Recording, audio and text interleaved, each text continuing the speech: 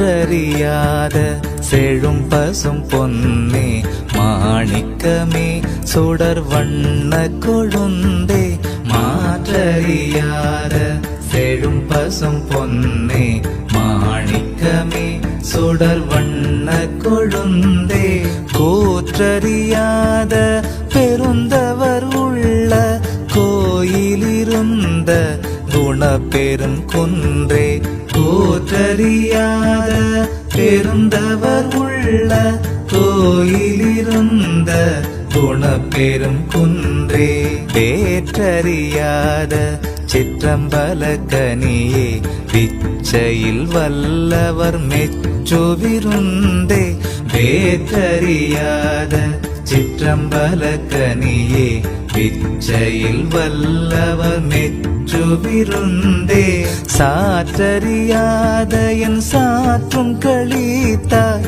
தனி நடராஜ என் சற்குருமணியே சாற்றறியாத என் சாற்றும் களித்தாய் தனி நடராஜ நெறியே குரு அருள் நெறியென கொள்க வள்ளல் மலர்ப்பதம் வாழ்க வாழ்க வாழ்க.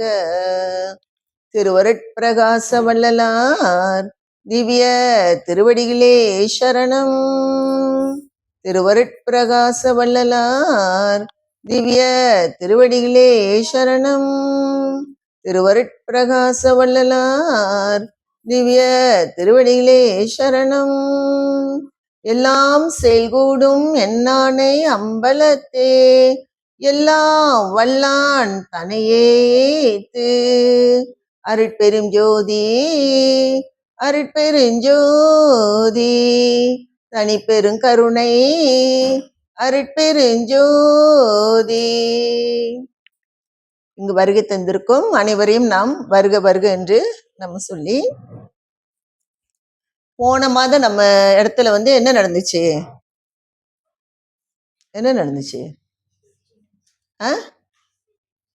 கச்சேரி, இசை கச்சேரி, திருவருட்பா இசை கச்சேரி நடந்தது. அப்ப நம்ம இது பார்க்கலாம். அதுக்கு முந்தின மாசம் என்ன பார்த்தோம்?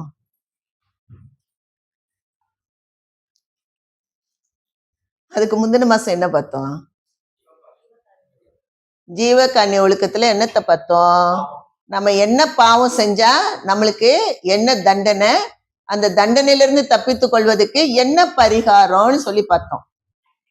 சரியா?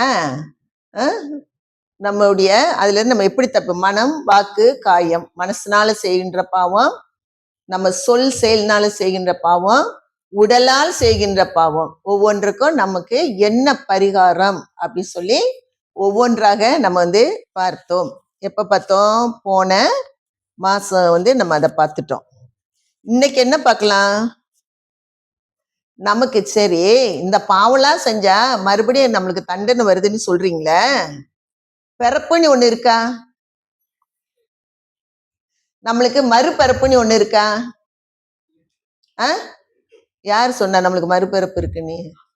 நீ சொல்றியா? எப்படி சொல்ற? ரொம்ப சிம்பிளா பெருமான் போட்டுருக்காங்கன்னு. ஏன்னா நம்ம நிறைய இடத்துல நம்ம பார்த்துக்கிட்டோம்னா, சிலர் இந்த பிறப்பு முடிஞ்சிச்சுன்னா வேற பிறப்பு இல்லை அப்படின்னு சொல்றவங்களும் இருக்கிறாங்க தானே. இது முடிஞ்சிச்சுன்னா முடிஞ்சிருச்சு, அதுக்கப்புறம் அடுத்த ஒரு பிறப்பு இல்லை அப்படின்னு சொல்றவங்களும் இருக்கிறாங்க. சிலர் என்ன செய்யறாங்க? பிறப்பு இருக்குது அப்படின்னு சொல்றாங்க.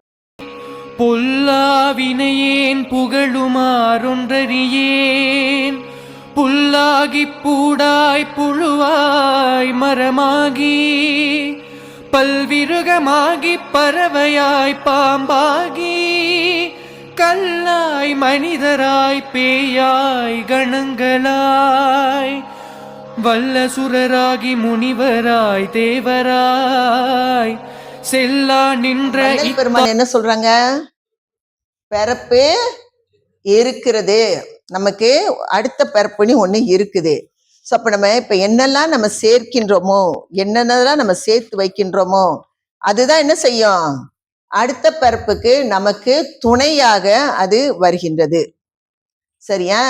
நம்மளுடைய அடுத்த பிறப்பு எப்படி இருக்குன்னா, நம்மளுடைய வினைக்கு தக்கவாறு தான் அந்த பிறப்பு வருகின்றது. ஒண்ணு. ரெண்டாவது, இப்போ அந்த வினைன்னு என்னது? ஆணவம், கண்மம், மாயை என்கின்ற அந்த 3 விதமான நிலை நம்மளுக்கு எல்லாருக்குமே தெரியும்.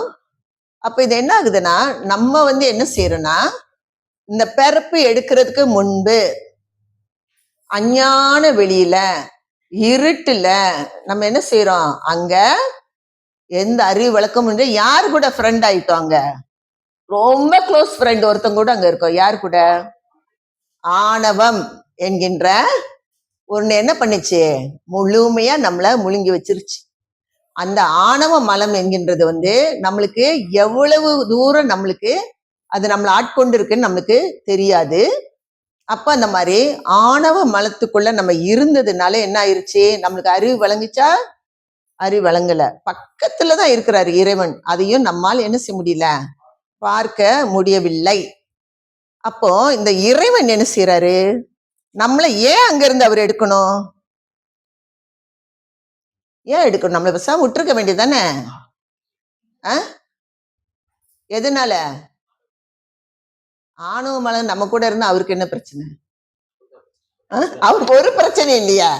கரெக்டா இல்லையா? ஆணவ மலம் நம்மளதான் புடிச்சுக்கிட்டு இருக்கு, அவருக்கு என்ன பிரச்சனை? ஒரு பிரச்சனை இல்லை தானே? அப்படி இருந்தும் ஏன் அவர் நம்மளை எடுக்கிறாரு? அவரு தனிப்பெருங்கருணை, அதனால அவர் நம்மளை எடுக்கிறாங்களா? அது ஒன்று. அவருக்கு கருணையே ரூபமாக தான் அவங்க இருக்கிறாங்க. இன்னொன்னு என்னன்னா, உயிர்கள் எல்லாம் சிட் சக்தியின் உருவமாகும்.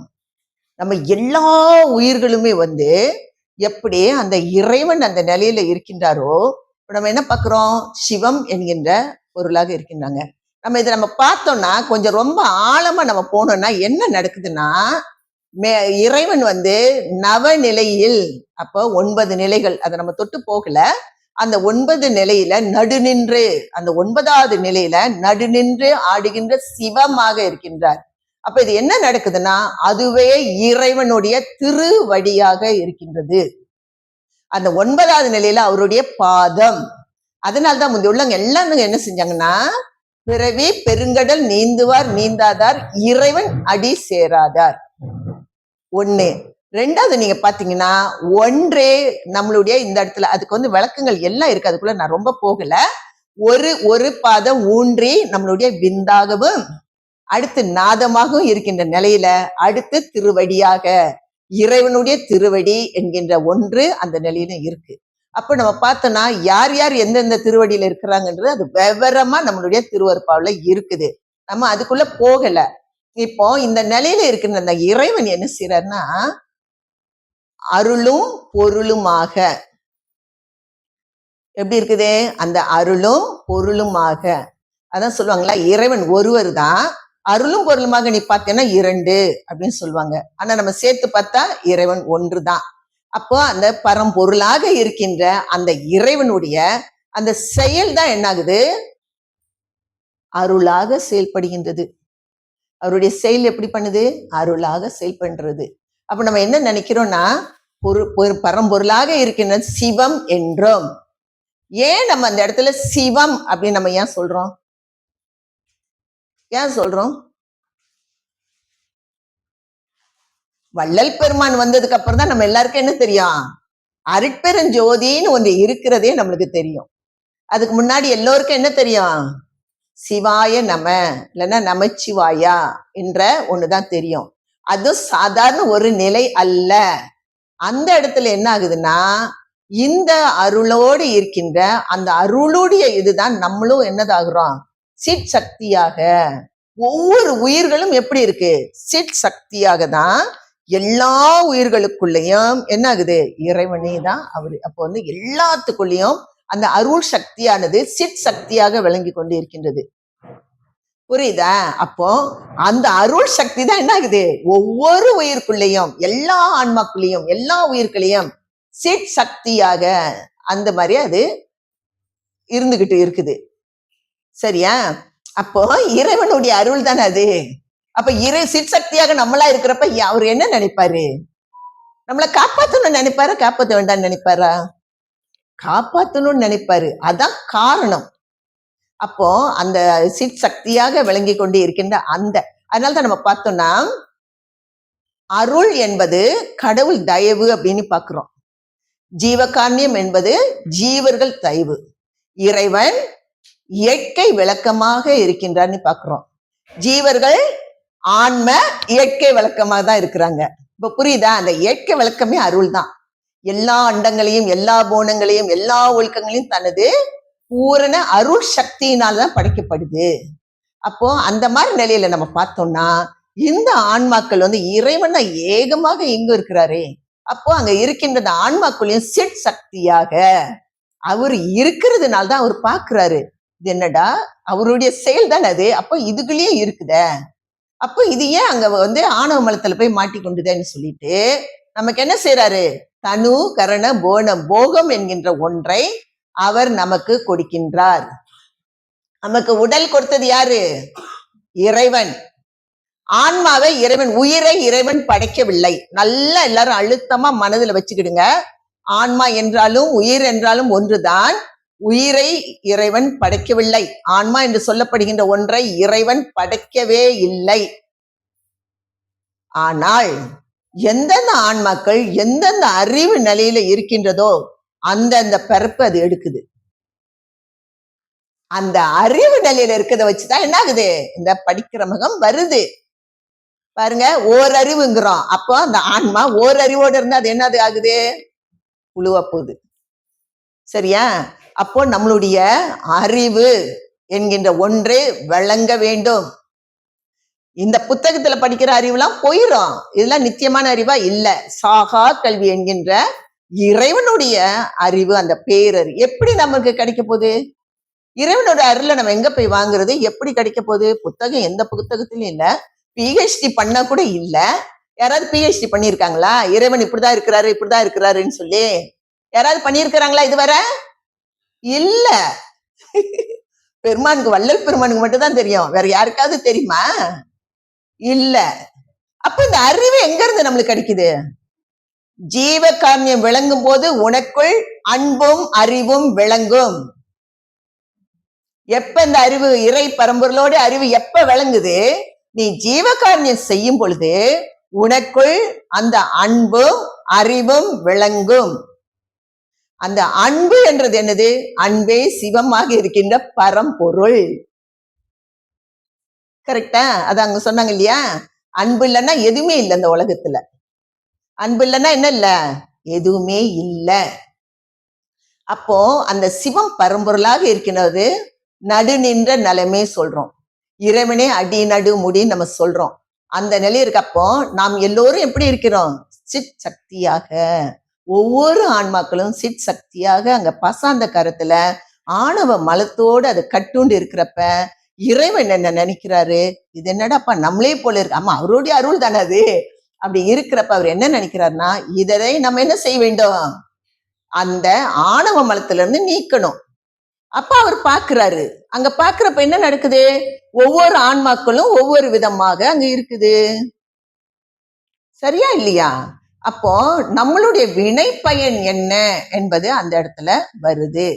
சோ நம்மளுடைய வினை பயன் என்னன்னு பார்த்தோம்னா, அந்த இடத்துல இருக்கிறப்ப யார் யார் எவ்வளவு அந்த கண்மம் நம்ம சஞ்சீவ கர்மான்னு சொல்லிட்டு எக்கச்சக்கமாம நம்ம எத்தனை பிறவி எடுத்தோம் நம்மளுக்கு தெரியாது. தெரியுமா? கடல் 7 கடல் மண்ணை விட அதிகமான பிறவியை நம்ம எடுத்து வச்சிருக்கிறோம். அப்போ அந்த ஒரு நிலையில இருந்து இவர் என்ன செய்யறாரு? அதுல இருந்து எல்லாத்தையும் தூக்கி நம்ம தலையில வச்சா நம்ம கழிக்க முடியுமா? கொண்டு வந்து முடியுமா? முடியாதா? இறைவன் பெருங்கருணை. அவர் என்ன செய்யறாரு? அதுல இருந்து கொஞ்சோண்டு நமக்கு கொடுத்து அனுப்புறாரு. அதன் பெயர் பிராரத்த கர்மா.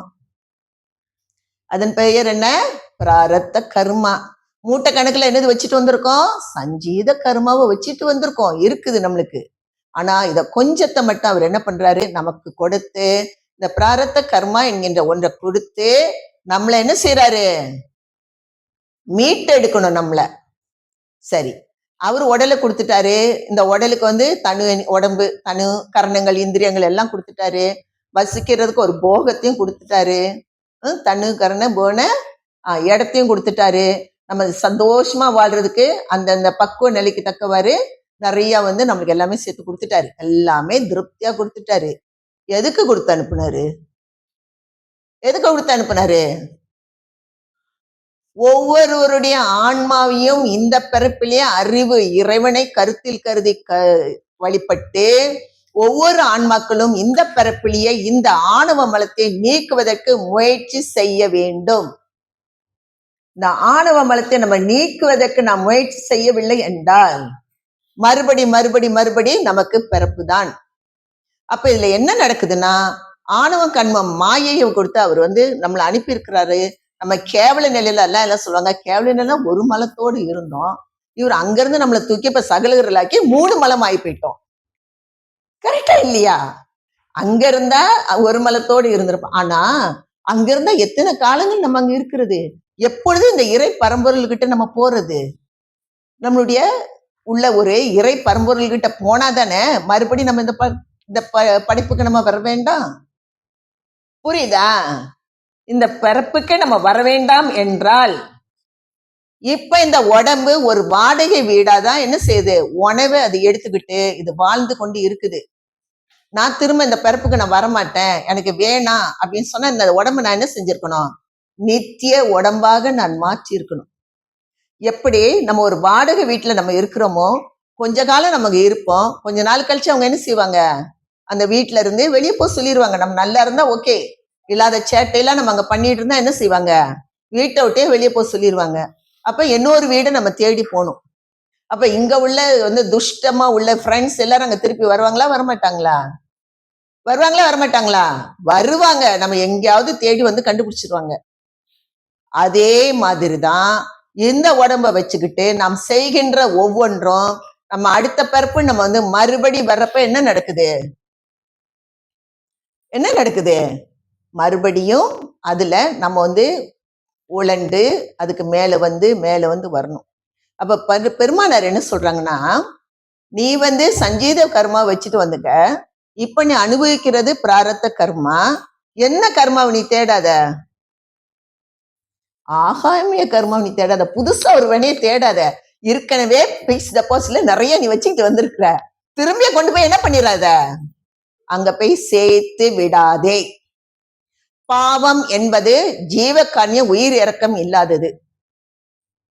புண்ணியம் என்பது ஜீவகான்யத்தோடு நம்ம வாழ்கின்ற ஒரு தன்மை. அதனால்தான் பாவம் என்பது ஜீவகான்யம் இல்லாதது. அப்புறம் ஜீவகான்யத்தோடு நம்ம வாழ்ந்தோம்னா என்ன ஆகுது, அது புண்ணியமாக ஆகின்றது. சரியா? இப்ப நம்ம என்ன பார்க்கணும்னா, இப்ப ஆணவ மலத்தோடு வந்தாச்சு, கண்மத்தை சேர்த்தாச்சு.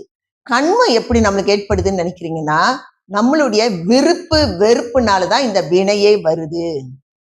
அதனாலதான் பெருமானார் என்ன செய்யறாங்க, எதுலயுமே நமக்கு என்ன இருக்கக்கூடாது, வெறுப்பு வெறுப்பு இருக்கக்கூடாது. இந்த வெறுப்பு வெறுப்பு என்னது உண்டாக்கி விடுதுன்னு நினைக்கிறீங்க? இந்த விருப்பு வெறுப்பு எது உண்டாக்கி விடுதுன்னு நினைக்கிறீங்க? நம்மளுடைய குணம். சரியா? குணம் எப்படி இருக்கு? சத்துவ குணம், ராசிஷ குணம், தாமச குணம். தாமச குணம்னா என்னது? சோம்பேறி. நம்மளுக்கு வேணுமா வேண்டாமா? யாருக்கெல்லாம் தாமச குணம் வேணும்னு நினைக்கிறீங்க? அங்க ஒரு ஆள் கை தூக்குது, அது யாருன்னு தெரியல. கையை தூக்குனா அதான் ஆய் பேர போற பார்த்து. தாமச குணம் நம்மளுக்கு இருக்கணுமா இருக்கக்கூடாதா?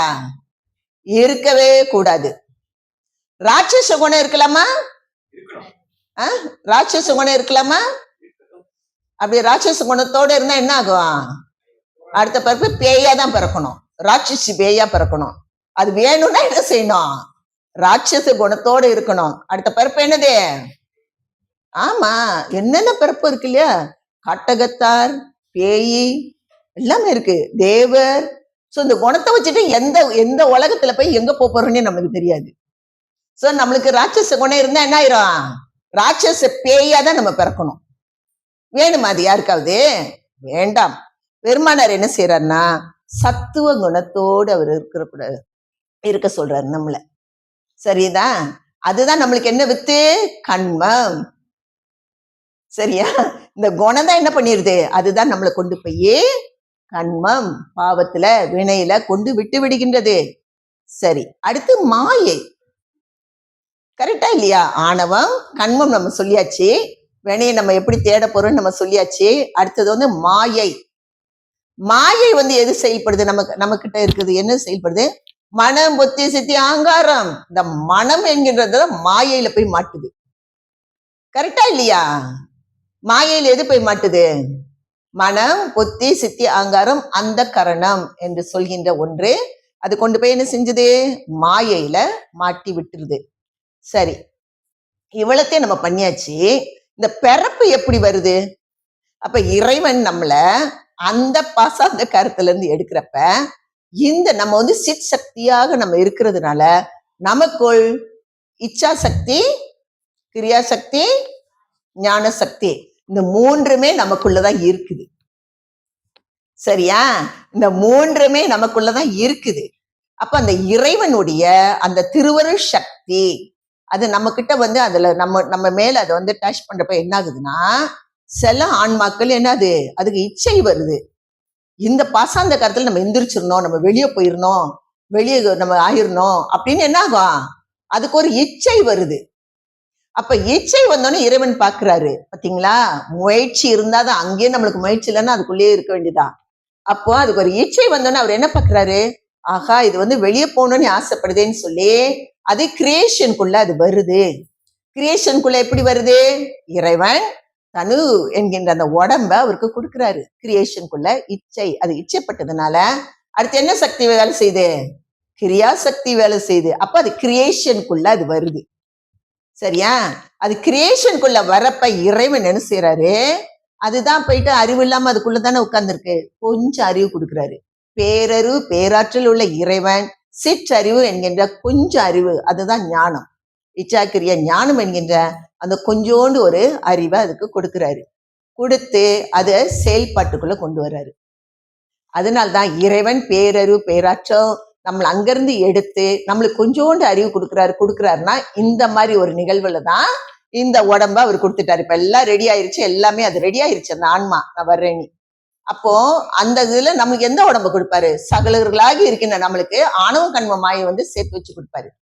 அதே ஆன்மா அது கண்மத்தை நீக்கிருச்சுன்னு வைப்போம். இல்ல, முதல்ல மாயை கண்மத்தை அது நீக்கிருச்சு வைப்போம். கண்மத்தை நீக்கினா அதுக்கு என்ன பிறப்பு வரும்? பிரளய கலர் என்ற பிறப்பு வரும். அடுத்து விஞ்ஞான கலர், அடுத்த பிறப்பு என்னது? ஆணவ மலத்தை மட்டும் வச்சிருக்கோம், கண்மத்தையும் மாயையும் அதை நீக்கிறோம். அது மாயை மட்டும் நீக்கி வச்சிருக்கோம், அப்புறம் கண்மத்தையும் நீக்கும், மாயை நீக்கணும்னா அடுத்த பிறப்பு.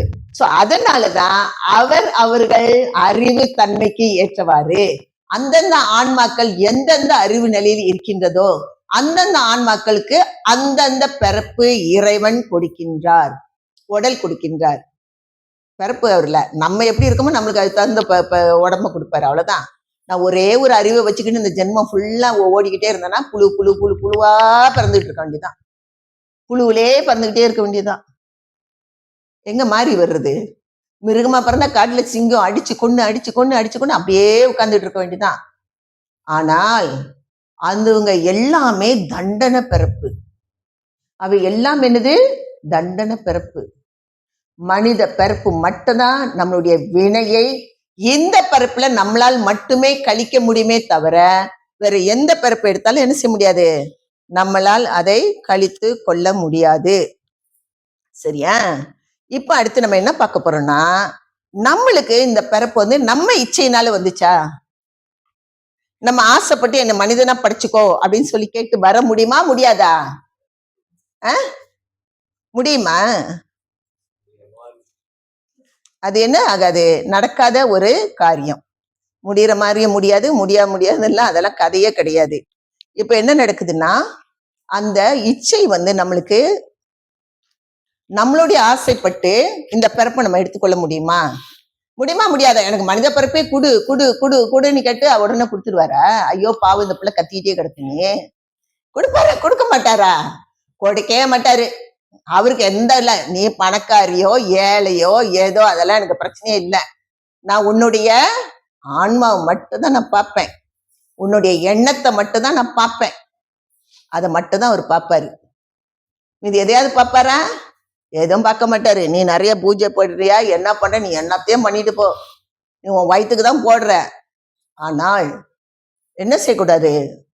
சிற்றணுவாக சிற் சக்தியாக இறைவனுடைய அந்த அருள் தான் சிற் சக்தியாக ஒவ்வொரு ஆன்மாக்குள்ளேயும் இருக்கிறதுனால எந்த உயிரையும் நாம் கொலை செய்யவே கூடாது.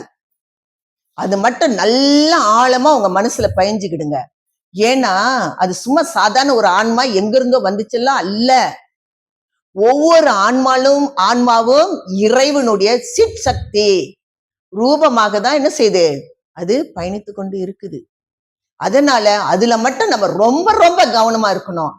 அப்போ பாருங்க, இறைவனுடைய பரம்பொருளாக இருக்கின்ற அந்த இறைவனுடைய அந்த அருள் ஆற்றல் தான் எல்லா ஆன்மாக்குள்ளயும் சிற்சக்தியாக இருக்கு.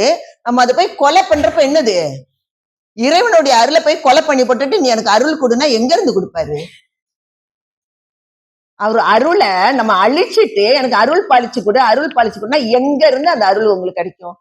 ஒரு நிமிஷம் எல்லாம் சிந்திச்சு பாருங்க. உங்களுக்கு தேவை அருள், ஆனா நீங்க போய் அருளை அழிச்சுக்கிட்டு இருக்கீங்களா?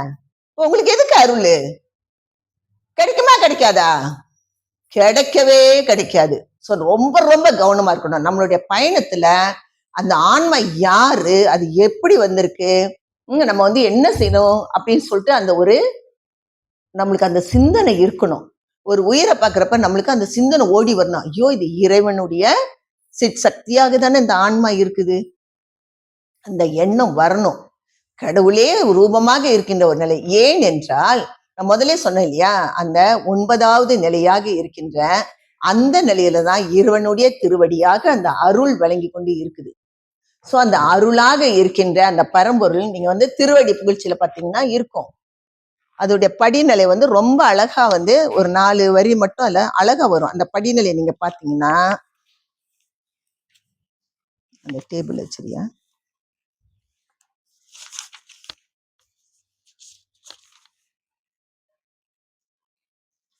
பாருங்க 48வது பாடல்ல அந்த படிநிலைக்கு மட்டும் தான் நம்ம இதை எடுத்து பார்க்கிறோம். அதுல பாத்தீங்கன்னா, தகைக்குள் பரமேஸ்வரன் சிவபிரான் எம்பிரான் தம்பிரான் செம்பொற்பதம், அந்த சித்தாக இருக்கின்ற அதனுடைய அருள் பிரகாசம் தான் அது என்ன செய்யுது, பொற்சபையாக அதுவே பொற்பதமாக அது இருக்குது சிவபிரான் எம்பிரான். அடுத்து நீங்க பாத்தீங்கன்னா, தகுபேறு நிட்வேத நிற்கம்பமாம் பராசக்தி வடிவாம் பொற்பதம். நம்ம என்ன சொல்றோம், சிவன் சக்தின்னு தான் நம்ம சொல்றோம். கரெக்டா? அது சிவன் சக்தி அப்படின்னு நம்ம உருவகப்படுத்துறோம். அதுவே இரு திருவடிகளாக தான் அங்க இருக்கு.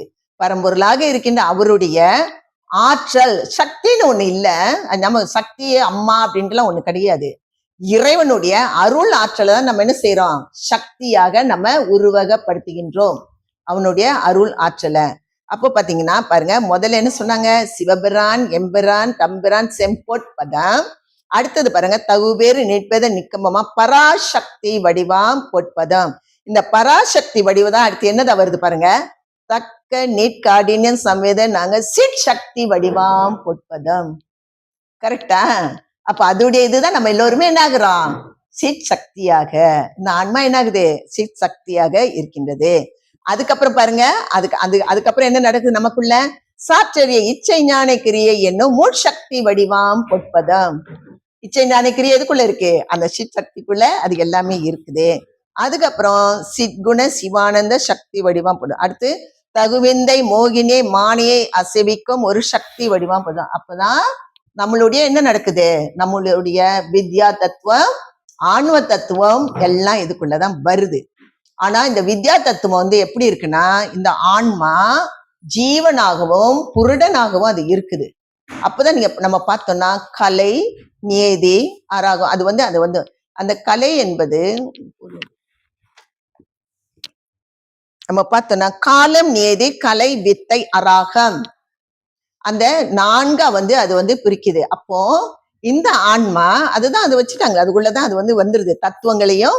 அப்போ ஆன்ம தத்துவம்னு சொல்றப்ப நம்மளுடைய இந்திரியங்கள் கரணங்கள் எல்லாமே ஒடியாந்துடல. 36 தத்துவம் நம்ம படிக்கிறோம், 24 தத்துவங்கள் ஆன்ம தத்துவக்குள்ள நம்மளுக்கு ஒடியாந்துருது. அப்ப அந்த இடத்துல நீங்க அடுத்தது வித்யா தத்துவம் 7 இருக்குது. நான் ரொம்ப ஆழமா போகல, அது வேணாம். ஆனா அதுக்குள்ள என்ன அடங்கியிருக்குன்னா, காலம் நியதி கலை வித்தை அராகம் என்கின்ற இது அப்படியே பூட்டி இந்த ஆன்மாக்குள்ள வைக்கிறாங்க. அப்போ வினைக்கு ஏற்ப காலம், முதல்ல நம்மளுடைய காலம் நாம் எவ்வளவு நாள் இந்த இருக்கணும்னு சொல்லி அங்கே பூட்டியாச்சு. சரியா? அந்த அது எல்லாமே விதி. அப்ப காலம் வந்து பூட்டியாச்சு. நியதி நம்ம எப்படி வாழணும், நம்மளுடைய வினைகள் எல்லாத்தையும் வச்சு அது நியதி. அப்போ அது வந்து வினை உயிர்களுக்கு ஏற்ப அந்த வினைக்கு தக்கவாறு நம்ம வாழ்கின்ற காலம், நம்ம எவ்வளவு நாள் வாழ போறோம், என்ன செய்ய போறோம் என்றது வந்து அதை பொறுத்து. அடுத்து வந்து நியதி. நியதி என்ன ஆகுது? வினை. என்னென்ன வினை நம்ம என்ன எவ்வளவு கொண்டு வந்திருக்கோம் போயிருக்கோம் நமக்கு தெரியாது. வினைக்கு ஏற்ப நம்மளுடைய வாழ்நாள் இருக்க போது. கலை.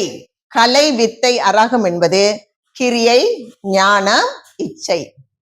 அப்ப அந்த வித்யா தத்துவத்தை அவர் நமக்குள்ள பூட்டுறப்ப என்ன நடக்குதுன்னா அந்த எல்லாமே இதுக்குள்ள அடங்கிருச்சு. அப்போ 36 தத்துவங்கள் நம்ம சொல்றோம்.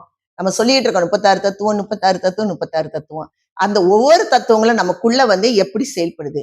முதல்ல ஆன்ம தத்துவம் 24 தத்துவம். அது நம்மளுடைய இந்திரியங்கள், கரணங்கள், மனம், புத்தி, சித்தி, அங்காரம் எல்லாம் அதுக்குள்ள ஒடியாந்துரும். அதுக்கு அடுத்து வந்து இறைவன் என்ன செய்யறாரு, அவர் நம்மளுக்கு எவ்வளவு காலம் நேதி வகுக்கிறாரு. அப்புறம் கலை வித்தை அராகம் என்கின்ற இச்சைக்குரிய ஞானம் என்கின்ற அந்த 3 நம்மளுக்கு கொடுத்து நம்ம இங்க இருக்கிறோம். இது எல்லாம் சேர்ந்ததுதான் புருடன். நீங்க அதுல எதுலயாவது படிக்கிறப்ப புருடன் அப்படின்னு வந்துச்சுன்னா இது எல்லாமே சேர்ந்ததுதான். ஒரு ஆன்மா ஜீவனாக இறைவன் அந்த உயிர் ஓட்டமாக ஜீவனாகவும் புருடன் என்கின்ற அதையும் கலந்துதான் ஒரு ஆன்மா என்ன செய்து பயணிக்க முடியும். இல்லைன்னா பயணிக்க முடியுமா? முடியாது. சோ அதை கலந்ததுலதான் அது இருக்குது. சரி, இப்போ என்ன செய்யறோம்னா, அதாவது நம்மளுடைய இச்சையால் இந்த தேகம் பெற முடியுமா? நான் அடுத்த பிறப்பு எடுத்தா பெரிய மகாராணியா இருக்க போறேன், பெரிய பணக்காரியா இருக்க போறேன், அப்படிலாம் முடியுமா? முடியாது. அப்படி எடுக்கலாம்னா தங்கள் தங்கள் சுதந்திரத்தினால போகங்களை அடைகின்றார்கள் என்றால் தங்கள் இச்சைக்கு எடுத்த தேகத்தை சிலர் வந்து அப்ப சிலர் ஏன் முடியாது? ஏன் அப்படி வந்திருந்தா சிலர் ஏன் இப்ப வந்து கை இல்லாம இருக்கிறாங்க, கால் இல்லாம இருக்கிறாங்க, கண்ணு பிரச்சனையா இருக்கிறாங்க.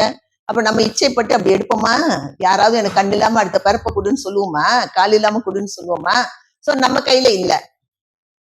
நம்ம கையில இருக்கா? இந்த உடம்புதான் வேண்டும் என்று சொல்வதற்கு நம்ம கையில ஏதாவது இருக்கா? இப்படி நல்ல வடிவமா கொடு, என்னை அசிங்கமா கொடுக்காத, இப்படி கொடு, அப்படி எதுவுமே இல்ல. நம்ம கையில் என்ன இல்ல? இல்ல.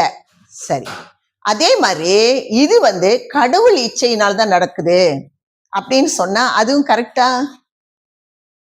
கடவுள் இச்சையினால நடக்குதா? கடவுள் வந்து ஆசைப்பட்டு உனக்கு இந்த தேகம் அப்படின்னு அவரு கொடுக்குறாரா? அப்படியே இல்ல. ஏன் என்றால் கடவுள் பெரும் கருணை. அவர் அச்சில போட்டான்னா எல்லாம் ஒண்ணு போலதான் இருப்போம், மாறாது. சரியா? அப்ப நம்மளுடைய இச்சையும் இல்ல, இது கடவுளுடைய இச்சையும் இல்லை. அப்ப இந்த தேகம் அப்படியே இல்ல. சரி, அதுக்கப்புறம் இந்த முதல் சிருஷ்டியில் என்ன நடக்குன்னா நமது இயற்கை இன்பத்தை அனுபவிக்கும்படி இறைவன் முதல் சிருஷ்டி செய்யறப்ப அவர் ரொம்ப கருணை பெருங்கருணையோடு தான் அவர் வந்து சிருஷ்டிக்கிறாரு. படி விதித்த விதிகளை பழமையாகிய மலை வாசனால் முயற்சி தவறியபடியினால் என்னாச்சு? முதல் சிருஷ்டி என்னை போல் நீ இன்பம் அடையணும்னு சொல்லி சிருஷ்டிக்கிறப்ப அந்த ஆன்மா பழைய மலை வாசனையில இருக்குல்ல, அது முந்தின புல்லாகி பூண்டாகி எப்படிலாம் வந்துச்சுன்னு தெரியாது, என்னென்னலாம் செஞ்சுட்டு வராத. ஆமா தானே? சோ அந்த நீதி பிரகாரம் அது என்ன ஆகுது? அந்த பழைய மலை வாசனையினால் என்ன ஆயிடுச்சு? அடுத்து முயற்சி தவிரப்படினால், முயற்சியும் இல்லை. ஒரு முயற்சி இல்லாம அந்த காலத்துல நம்ம பார்த்தோம்னா என்ன முயற்சி இருந்துன்னு நினைக்கிறீங்க? முந்தி காலத்துல பாருங்க, பழைய காட்டுவாசிகளாக உடையும் இல்லை, இலையில எல்லாம் கோத்து கட்டிக்கிட்டு சூரியனை சாமின்னு கும்பிட்டுக்கிட்டு வெள்ளத்தை சாமின்னு கும்பிட்டு அவங்களுக்கு எப்படி அறிவு விளக்கம் வரும்? வருமா? வராதா? வராது. வரவே வராது. நம்மளும் இருந்திருப்போம், காட்டுவாசியா இருந்திருப்போம், நம்மளும் போயிட்டு எதையாவது கொலை பண்ணியிருப்போம், நம்மளுக்கு எல்லாம் தெரியவே தெரியாது. கல்லு உரசி எல்லாம் உண்டாக்கிட்டு அப்போ அந்த நிலையில இருந்து அப்ப இயற்கையை வந்து மனிதன் என்ன செய்தான்? வணங்கி கொண்டு இருக்கின்றான். அப்ப அவன் எவ்வளவு வினைய அவன் தேடினான்னு நம்மளுக்கு தெரியாது. சரியா? முதல் சிருஷ்டி தொடக்கமே அந்த மாதிரி ஆயிடுச்சு. ஏன்னா அறிவு விளக்கம் இல்லை. அதுக்கு அடுத்து என்ன பண்றாங்க? இது இப்படியே இருக்கிறவங்களுக்கு என்ன பண்றாங்க? கோயில் ஒன்று கட்டுறாங்க. சரியா? அடுத்த பரிணாம வளர்ச்சிக்கு இந்த ஆன்மாக்கள் செத்து செத்து இறந்து அடுத்த படிநிலைக்கு வரப்ப எல்லா இடத்துலயும் கோயிலை கட்டி வச்சிடுறாங்க. சரியா? அப்படியாவது ஒரு ஒழுக்கத்துக்கு வரட்டு, அப்படியாவது ஒரு நிலைக்கு போகட்டு அப்படின்னு கோயிலை கட்டி வச்சிடுறாங்க. அதுக்கு அடுத்த நிலையில வரப்ப என்ன செஞ்சிட்டாங்க? நிறைய யோகிகள் சித்தர்கள் எல்லாம் அந்த ஆன்மா பக்குவத்துக்கு தக்கவாறு வந்தோடனே ஓமத்தை வளர்த்து இதை வளர்த்து நீ ஓமத்திலே கடவுளை பாரு அப்படின்னு சொல்லி எல்லாமே யாகம் பண்ண ஆரம்பிச்சிட்டாங்க. ஆங்காங்க நீங்க சரித்திரத்தை பாத்தீங்கன்னா அப்படிதான் வரும். அப்போ எல்லாமே அந்த யாகத்தை பண்ணி இந்த யாகத்தை பண்ணி லட்சுமி பூஜை பண்ணு, விநாயகர் பூஜை பண்ணு, அவன் காசை எடுத்து பாக்கெட்ல போட்டு அவர் போயிட்டே இருப்பாரு. நம்ம வீட்டுக்கு லட்சுமி வந்ததா விநாயகர் வந்ததான்னு கூட நமக்கு தெரியாது, யாரு வந்தாலே நம்மளுக்கு தெரியாது. கரெக்டா இல்லையா? இதை செய்ய அதை செய், இது வருது, குபேரன் வர்றாருங்கிறாங்க, குபேரன் பூஜைன்றாங்க. கடைசியில் யாரு வந்தா நம்மளுக்கு தெரியுமா? ஆனா நம்ம காசு மட்டும் பாக்கெட்ல போட்டு போராணி மட்டும் நம்மளுக்கு தெரியும். ஆனா நம்ம செஞ்சதுனால நமக்கு ஏதாவது வீட்டுக்குள்ள வந்துச்சான்னு தெரியுமா? தெரியாது. சரியா? சோ அந்த ஒரு மூட நம்பிக்கையில என்ன இருந்தாங்க, இதெல்லாம் செஞ்சா ப்ராஸ்பரஸ். ஆனா எப்படி தெரியுமா, கோடி கோடி பங்குல ஒரு கொஞ்சோண்டு அவங்களுக்கு ஒரு மாதிரி வித்தியாசமா இருக்கிற மாதிரி இருக்கும். அத பெருமானார் என்ன சொல்றாங்க, கோடி கோடி பங்குல ஒரு கொஞ்சோண்டு கிடைக்கும். அந்த ஒரு அற்ப சுகத்துல இவங்க என்ஜாய் பண்ணிட்டு இருப்பாங்க. எத்தனை பாக்கெட்ல இருந்து போச்சு நம்மளுக்கு தெரியாது. சோ அதனால அந்த மாதிரி அந்த ஒரு காலகட்டம் இருந்துச்சு, எல்லாரும் இப்படி செய்யறது. அதுக்கப்புறம் என்ன வந்துச்சு, புத்தர், இயேசு, காந்தி எல்லாம் இறங்குனாங்க. அதுக்கு அடுத்த பரிணாமம் இந்த ஆன்மா. அடுத்த பரிணாமத்துக்கு அது போகிறப்ப என்ன ஆகுது, இவங்க எல்லாம் வந்து இறங்குனாங்க. இறங்குனவங்க கடவுள் ஒண்ணுன்னு சொன்னாங்களா? இல்ல. மதம், சமயம், ஜாதின்னு சொல்லிட்டு எல்லாத்தையும் பிரிச்சு வச்சுட்டாங்க. தனித்தனியா பிரிச்சு வச்சுட்டு என்னடியே நீ சண்டை போட்டுட்டு போ, நான் பாட்டுக்கு சொல்லிட்டு போயிட்டே இருக்கேன்னு அவங்களும் போயிட்டே இருக்கிறாங்க. கரெக்டா இல்லையா? யாராவது ஜாதி சமயம் வேண்டாம், இது வேண்டாம், அது வேண்டாம் நம்மளுக்கு சொல்லி கொடுத்தாங்களா? இல்ல. வந்தவங்க எல்லாரும் ஒரு மதத்தை பரப்பிட்டாங்க, அவங்களும் பரப்பிட்டு அவங்கவுங்க பாட்டுக்கு போய் சேர்ந்துட்டாங்க. இருக்கிறவங்க சண்டை போட்டுக்கிட்டு இருக்காங்க. சொல்லிட்டு போனவங்க போயிட்டாங்க, இருக்கிறவங்க என்ன பண்ணிட்டு இருக்காங்க, யா மதம் பெருசு, யா குரு பெருசு, இது பெருசு அது பெருசுன்னு சேவை இல்லாம சண்டை போட்டு, எதுக்கு வந்தோம்னு சொல்லி நினைக்காம, நம்ம எதை செய்யணும்னு நினைக்காம, தேவையில்லாம இது. அதான் பெருமாள் சமயங்கள், மதங்கள், மார்க்கங்கள் என்பவற்றின், சமய மத மார்க்கெல்லாம் வேண்டான்னு அவர் சொல்லல, அதை விட்டாதான் கிடைக்கும், அது அடுத்த கதை. சொல்லாம அதுல உள்ள சங்கற்ப விகற்பங்கள், அதுல உள்ள பழக்க வழக்கங்கள் வேண்டாம் அப்படிங்கிறாரு. அந்த பழக்க வழக்கத்துல தானே போய் நம்ம மாட்டிக்கிட்டோம்னா வெளியே வர முடியல. ஓ இன்னைக்குதான் ஓகே, இன்னைக்கு புரட்டாசி. என்னோட பேஷண்ட் சொன்னாங்க காலையில், ஐயோ டாக்டர் இன்னைக்கு புரட்டாசி 1, நாங்க எல்லாம் போயிட்டு பெருமாள் கோயில்ல போயிட்டு வணங்கிட்டு தான் நாங்க வருவோம், இன்னைக்கு புரட்டாசி 1. ஏன் மற்ற நாள்லாம் கடவுள் இல்லையா? எப்போதுமே இறைவன் நமக்குள்ளதான் இருக்கிறாங்க. அழகா சொல்றாங்க, இன்னைக்கு புரட்டாசி 1, வேலைக்கு போல, அதனால்தான் வந்து எம்சி எடுக்க வந்தேன். எப்படி போயிட்டு சோ அப்ப எனக்கு அவங்க சொன்ன பிறகு எனக்கு தெரியும், ஓ இன்னைக்கு புரட்டாசி 1 தெரியும். நம்ம அதை ஃபாலோ பண்ணல, அதனால நம்மளுக்கு தெரியல. ஸோ அவங்க சொன்ன, ஓ அப்படியா, அது முடிஞ்ச, ஓ இப்போ புரட்டாசி பிறந்துருச்சா அப்படின்னு சொல்லிட்டு கேட்டேன். ஸோ அந்த மாதிரி நம்ம வந்து அந்த பழக்க வழக்கங்கள்ல இருந்தா நம்ம வந்து நம்ம வந்தது, நம்ம செய்ய வேண்டியது வேற, இந்த ஆன்மாவை கடத்திட்டதுக்கு செய்ய வேண்டியது வேற. ஸோ அப்போ வந்து அது வருது. அது வந்த பிறகு நிறைய அருளாளர்கள்லாம் வராங்க. இல்லை ஒரு அற்புதமான ஒரு விஷயம் என்னன்னா, எல்லா அருளாளர்களும் அவங்க எல்லாமே சொல்லிட்டு அவங்க பாட்டுக்கு போயிட்டாங்க. 20 வருஷமோ 30 வருஷமோ கழிச்சுதான் அதை எழுதுறாங்க. சரியா? எத்தனையோ வருடங்கள் கழிச்சு அப்படியே சொல்லி எழுதல யாருமே. எல்லா ஹிஸ்டரியும் எடுத்து பார்த்தீங்கன்னா அவரால் எழுதல. ஆனால் நம் வள்ளல் பெருமான் 1823 ஆண்டு இந்த உலகத்துக்கு இறைவனால் அவர் வருவிக்க விடுறாரு. இந்த ஜாதி சமயம் மண் எல்லாம் சண்டை போட்டு என் குழந்தைங்கள்லாம் பிச்சுண்டு பெய்யுண்டு எல்லாம் அழிஞ்சு போகுதே, இவர்களை போய் நீ காப்பாத்திட்டு வான்னு சொல்லிதான் வள்ளல் பெருமான் வர்றாங்க. அவங்க வர்றப்பதான் வந்து என்ன ஆகுதுன்னா, இந்த நிலையிலிருந்து நம்மளை அடுத்த நிலைக்கு ஏற்றுவதற்கு அவர் வந்து செய்யறாங்க. அதுக்கு முன்னா வந்து அதனால நம்முடைய திருவருட்பா மட்டும் என்ன நடக்குதுன்னா, நாயகன் கூற இவர் எழுதுறாரு. இறைவன் அவருக்கு அசரியாக அவருக்கு கேட்டிருக்கோம். அதுவே திருவருட்பாவாக அது வெளியிடும். நான் உரைக்கும் வார்த்தையெல்லாம் நாயகன் தன் வார்த்தை சொல்றாங்க. இது மட்டும் யாரும் வந்து எல்லாம் எழுதி வைக்கல. வள்ளல் பெருமானே அவர் கைப்பட எழுதி கொடுத்துட்டு போயிருக்காங்க. கைப்பட எழுதி கொடுத்தது 100% கரெக்டா இருக்குமா இல்லையா? நான் 10 வார்த்தை சொல்றேன், நீங்க போய் வீட்டுல உட்காந்து டாக்டர் என்னமோ சொன்னாங்க, நான் எழுத போறேன்னா எத்தனை வார்த்தை காணாம போகணும்னு தெரியாது. ஓடிய கரெக்டா அப்படி எழுத முடியுமா? அதுதான் நடந்திருக்குது பாருங்க. அவங்க என்ன செஞ்சிட்டாங்கன்னா, அவங்களுடைய மதத்துக்கு தக்கவாறு அதை கொஞ்சம் அவங்க மாற்றி அமைச்சுக்கிட்டாங்க. சொன்னது ஒண்ணா இருக்கும். இவங்க சமுதாயத்துக்கு தக்கவாறு, இவங்களுக்கு தக்கவாறு லைட்டா கொஞ்சம் கொஞ்சம் அவங்க மாற்றி அமைச்சுக்கிட்டாங்க. அதனால்தான் உண்மை கடவுள் யார் என்று தெரியாமலே போயிடுச்சு. சோ அப்ப அதனால அந்த மாதிரி வந்தா இந்த பழைய மலை வாசனைனால என்ன ஆயிடுச்சு, இந்த பிறப்பு நம்ம எடுக்க முடியாது. சரி, ஏன் இந்த பிறப்பை எடுக்கணும்? அடுத்து ஏன் எடுக்கணும்? நம்ம இச்சையில முடியல, கடவுள் இச்சையும் முடியல, நம்ம பழைய மலை வாசனையினால தான் நம்ம இங்க வந்திருக்கோம். இந்த ஆன்மாவுக்கு பந்தம் நீ ஒண்ணு இருக்கு, இந்த ஆன்மா முத்தி பெறணும்னு ஒண்ணு இருக்கு. இந்த ஆன்மா என்ன செய்யணும்? முத்தி அடையணும். எல்லா அருளாளர்களும் என்ன அடைஞ்சாங்க? பழைய காலத்துல எல்லாரும் என்ன அடைஞ்சாங்க? முத்தி. அதுக்குதான் உழைச்சாங்க. சரியை கிரியை யோகான்னு சொல்லிட்டு அதுக்குதான் உழைச்சாங்க. உழைச்சி அந்த முத்தியை நான் பெற்றே தீருவேன் அப்படின்னு சொல்லிட்டு இருந்தாங்க. இப்பயும் இருந்துகிட்டு இருக்காங்க. நிறைய பேர் அந்த வழியில எப்படி இருக்கிறாங்க? கிரியா யோகாவா, அந்த யாரு பாபாஜியா கண்ணை மேல வச்சுட்டு இருக்காங்களே, அவங்கள ஃபாலோ பண்ணி அந்த கிரியா செஞ்சு அவங்க முக்தி. இன்னொன்னு இருக்குதான், ஆத்ம சுத்தியா, அந்த ஆன்ம சுத்தியில அவங்க பயிற்சி செஞ்சுக்கிட்டே இருக்கிறப்ப ஒரு நாள் அவங்களுக்கு எல்லாருக்கும் ஜீவ சமாதியை பண்ணிடுவாங்களாம். உயிரோட வச்சு அவங்களுக்கு ஜீவ சமாதியை பண்ணுவாங்களாம். இதெல்லாம் கேட்டா அவங்களுக்கு பயமா இருக்கா? எப்படி இருக்கு? சந்தோஷமா இருக்கா? பயமா இருக்கா? பயமா இருக்கா இல்லையா? ஜீவ சமாதின்னு உயிரோட கொண்டு குழிக்குள்ள வச்சு போச்சா என்ன ஆகுறது? குழிகளை உட்காந்து காலை கை ஆட்டி என்ன ஆகுறது? அதுக்கா இந்த ஆன்மா இந்த பிறப்பு எடுத்து வந்துச்சு?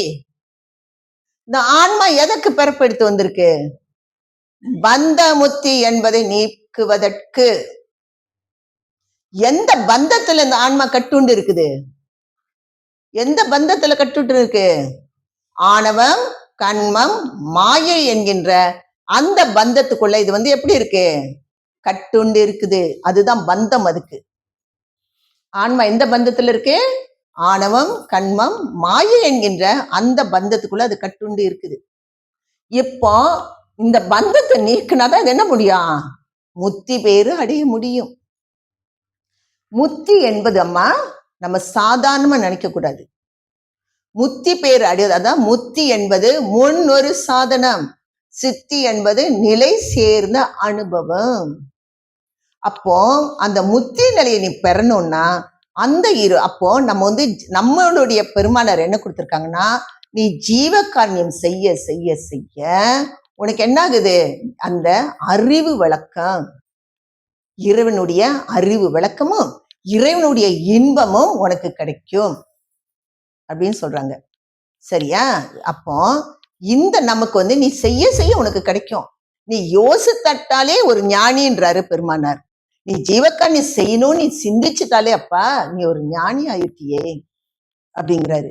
அப்ப அந்த ஜீவகாரணியத்துல ஏன் இவ்வளவு அழுத்தினார்னா, இன்னைக்கு நம்ம தெரிஞ்சுக்கிட்டோம். இந்த ஆன்மா இந்த உயிரானது எதுவாக இருக்கின்றது, எதனால அந்த இறைவன் நம்ம மீது கருணை கொள்றாரு, ஏன் இந்த சரி. இப்போ அவங்க செய்கின்ற படிநிலைகள் சரியா? எந்த படிநிலையில எப்படி போகுதுன்னா, இது நம்ம சொல்றோம் இல்லையா, முதல்ல இந்த ஆன்மா நம்மளுடைய இந்திரியங்கள், கரணங்கள் என்கின்ற தத்துவங்கள் 36 தத்துவங்களையும் தன்னை விட்டு அது என்ன செய்யணும்? நேதி கலைந்து. இப்ப என்னோட கண்ணு இருக்கு, இந்த கண்ணு இப்ப உங்களை பாக்குது, இது படிக்குது, இது ஜோதி வழி படிச்சு எல்லாமே சரி. இதே கண்ணை கொண்டு போய் நான் சினிமா தேட்டர்ல உட்கார்ந்தா நான் என்ன பார்த்துக்கிட்டு இருப்பேன்? படம் பார்த்துக்கிட்டு இருப்பேன். இதே கண்ணை கொண்டு போய் நான் வேற எங்கேயாவது செலுத்தினேன்னா தேவையில்லாத ஒண்ணுதான் நான் பார்ப்பேன். சோ அப்ப நான் என்ன செய்யறேன்னா, அந்த கண்ணுக்கு உனக்கு அதெல்லாம் உனக்கு தேவையில்லை, நீ பேசாம டைம் இருந்தா இதை படி, இந்த பிரார்த்தனையில இரு, நான் நேதி கலந்து என்னோட கண்ணை என்ன செய்யறேன்? நான் சரி செய்யறேன். சரியா இல்லையா? அப்புறம் காது என்ன செய்யுது? கண்ட மியூசிக்கும் கேட்டு கண்ட ஆட்டமும் போடுது. கரோக்கின்றாங்க, அதுங்கிறாங்க. நீங்க கிளப்புக்கு போனதையா இல்லையா? கிளப்புக்கு கூட போகாம இருக்கீங்களாங்கிறாங்க. என்னமோ அங்க போனா பெரிய இது. யாராவது கேட்டா நான் கிளப்புக்கே வாழ்க்கையில போனது, ஐயோ அது கூட நீங்க போகலையான்னு கேக்குறாங்க. என்னமோ அங்க பெரிய தேனாமிர்தமும் அப்படியே அருள் அமுதமும் அங்க கொட்டுற மாதிரி. அங்க அருள் அமுதம் கொட்டுதா, மது கொட்டுதா? என்ன கொட்டுதாங்க? மது. பெண்களோட மோகம், கூத்தடிக்கிறது. இதெல்லாம் நம்ம வாழ்க்கையில நல்ல வேலைப்பா சாமி அந்த இடத்துக்கெல்லாம் நம்மள அனுப்பலேன்னு சொல்லி நம்ம என்ன செய்யறோம்? சந்தோஷப்பட்டுக்கணும். நம்மளுக்கு தேவையானது இறைவனுடைய அருள் அமுதம் வேணும், இறைவனுடைய நம்மளுடைய அந்த அருள் ஒளி வேணும். கேக்குறாங்க, என்ன டாக்டர் நீங்க டாக்டரா இருந்துகிட்டோட இதெல்லாம் நீங்க போகாம இருந்திருக்கீங்களேன்னு. சோ இருக்கிறாங்க, ஏன் நீங்க இது பண்ண மாட்டேன்றீங்க, ஏன் செய்ய மாட்டேன்றீங்க? அப்போ அவங்களுடைய பக்குவ நிலை அவ்வளவுதான். நம்ம நல்ல வேலைப்பா, நல்ல குடும்பத்துல பிறந்து நம்ம இங்கெல்லாம் நம்மளை கூட்டிட்டு போகாம அழகா வளர்த்து விட்டுட்டாங்களேன்னு சொல்லி நம்ம சந்தோஷப்பட்டுக்கிட்டோம். வேற ஒரு கூத்தாடி குடும்பத்துல இறைவன் நம்மளை படைப்பிச்சுட்டாருன்னா நம்ம எங்க இருப்போம்? இப்ப கிளப்ல உட்காந்துட்டு இருப்போம் எல்லாரும். கரெக்டா இல்லையா? சோ இறைவனுக்கு நம்ம பெற்றோர்கள் இந்த குடும்பத்துல இந்த மாதிரி ஒரு நிலையில நம்மளை படைச்சாங்களே, கொண்டு வந்தாங்களேன்னு சொல்லி நம்ம நித்த என்ன செய்யணும்? நன்றி சொல்லணும். இறைவனுக்கும் நன்றி சொல்லணும், பெற்றோர்களுக்கும் நன்றி சொல்லணும், குழந்தைகளை சரியாக வளர்க்கணும். எல்லாம் சொன்னாங்கன்னு சொல்லிட்டு பரவாயில்ல ஒரு நாள் போயிட்டு என்ஜாய் பண்ணிட்டு வரட்டுன்னு சொல்லி என்ன பண்ணக்கூடாது? விடக்கூடாது. ஒரு நாள் விட்டீங்கன்னா போச்சு, அதோட தொடர்ந்து அதே தான் நடக்கும். சோ இந்த மாதிரி நம்ம என்ன ஆகுது, எப்போ அந்த மாதிரி ஒன்னொன்னே நம்ம என்ன செய்யணும்? நேதி கலந்து நேதி பிரகாரம் நம்ம என்ன செய்யணும்? இந்திரியங்கள் எல்லாவற்றையும் நம்ம சரி செய்யணும். அதுக்கப்புறம் நம்மளுடைய மனம், புத்தி, சித்தி, அகங்காரத்தை என்ன பண்ணணும்? சரி செய்யணும். இப்போ நீங்க எல்லாரும் இங்க உட்கார்ந்து இருக்கீங்க, உண்மையிலே எல்லாரும் இங்க கவனிக்கீங்களா? இல்ல வீட்டுல துணியை போட்டு வந்தோமே அங்க மழை பெய்யுமே துணி நனையதான் யோசிச்சுக்கிட்டு இருக்கீங்களா? இல்ல எங்க கிளம்புனாதான் நம்மளுக்கு தெரியாது. இந்த மனசு ஒரு மந்திரக்கோள், இந்த மனம் ஒரு மந்திரக்கோள். உங்களை இந்த மனம் மேலையும் கொண்டு போக முடியும், கீழையும் வச்சு சாட்சி விட முடியும்.